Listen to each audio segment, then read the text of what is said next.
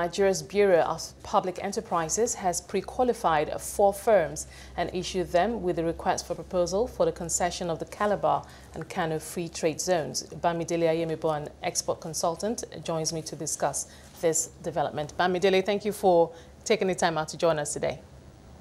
Yeah, good afternoon. Well, this has been on since 2018 when the National Council on Privatization approved the reform of the Calabar and Kano free trade zones. 4 years later, we now have 4 contenders or bidders, as it were. So what should we expect from here on? How long would the process, or should the process typically take?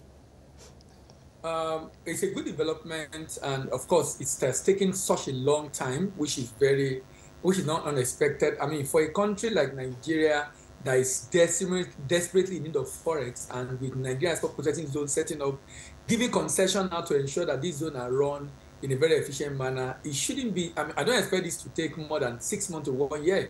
But the good thing is that we are making progress, and we hope that they will be able to take over and begin to work as soon as possible.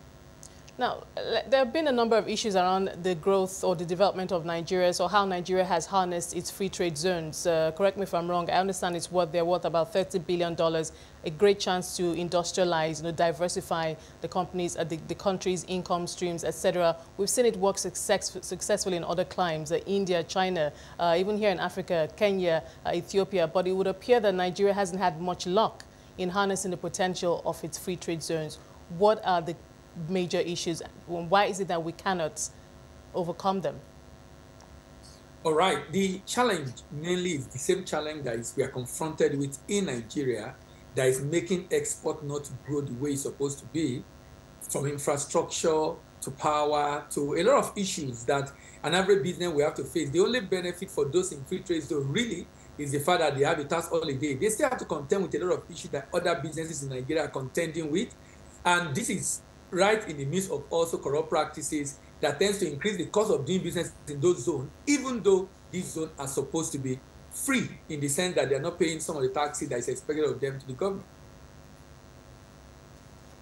All right, but what do you think, how are you optimistic that things will be different this time? We know that obviously the participation of the private sector is key here. We have these 4 firms, it looks good on paper, but what are the assurances that as we move forward, we won't come back to have this same conversation?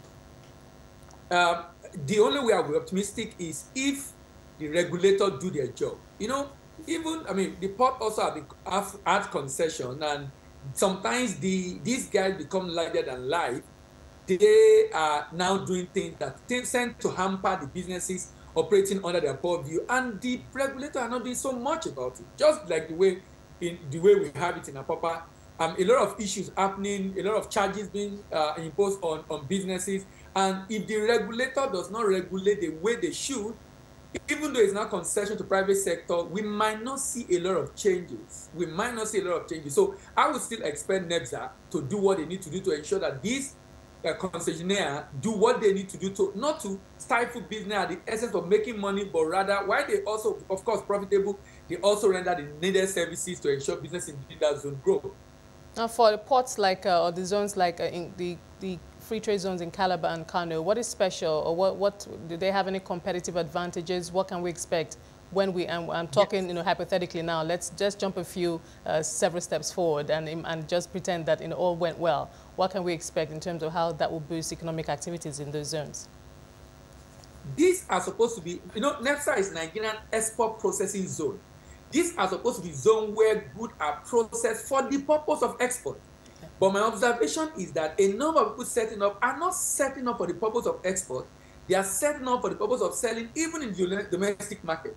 So, but for the one in Kano, for example, with AFCFTA coming on stream, huge opportunity available in the Sahara, North Africa, huge opportunity available for those ones being set up there. And if they want to export through the Apapa port with the rail coming on board, maybe that will help them to be able to move their goods to Lagos, to be able to ship out. But I would expect any business setting up in a free zone in the north to be looking at Niger and other countries in North Africa rather than coming down south.